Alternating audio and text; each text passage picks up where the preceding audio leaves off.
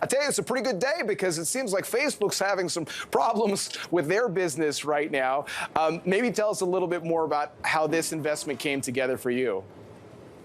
Hobbs, I think just like everybody else is trying to and starting to be entrepreneurial, you think about the pandemic and the world shutting down and everybody starting to do a lot of work at home on Zoom and things of that nature. And so I had a good friend of mine who's a great actor, Kareem Grimes, who's on All-American on the CW network. And he approached me about an opportunity and in the tech world. And so when you think about social media, all these social media platforms, he brought one to me that's a video and audio social app that brings people together for like real-time conversations, just real everything. And so when he brought it to me, I was like, yeah, I see where we as a world is going. And so he brought this opportunity to me. And so I was like, okay, cool. Let me run it by my business consultant.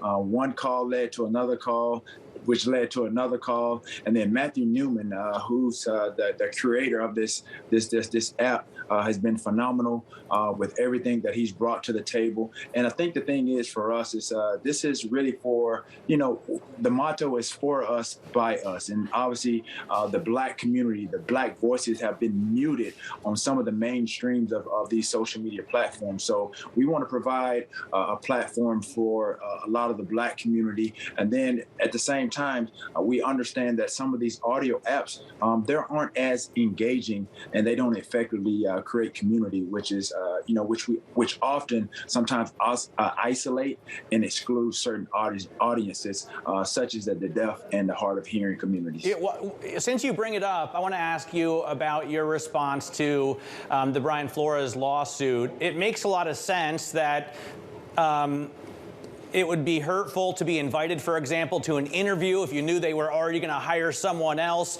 And of course, there's only one Black coach among the NFL teams right now, and it looks like all the openings are going to go to white men. What do you think about the idea that racism still runs rampant and there's not enough diversity and inclusion in hiring in the NFL?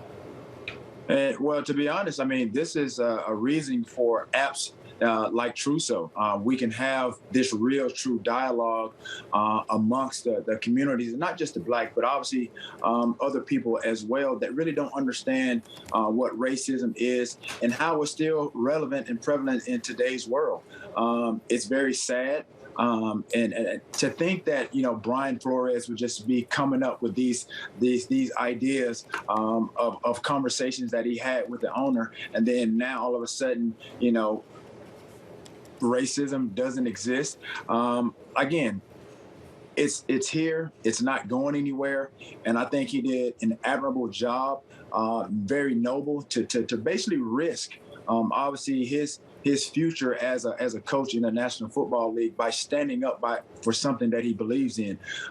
I am an athlete that obviously speaks, off the sleeve, off the cuff, so to speak. And these are certain things that I experienced when I played in the National Football League. And I knew back then, had I spoken on some of these topics, then people probably would have just swept it under the rug.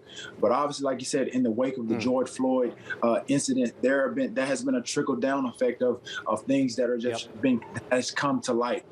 Even with things that have happened with the Los Vegas Raiders. Some long overdue changes. I have to say, Terrell, you were one of my all-time favorite players, so it was great to have you. Wish we could have had you longer. NFL Hall of Famer Terrell Owens.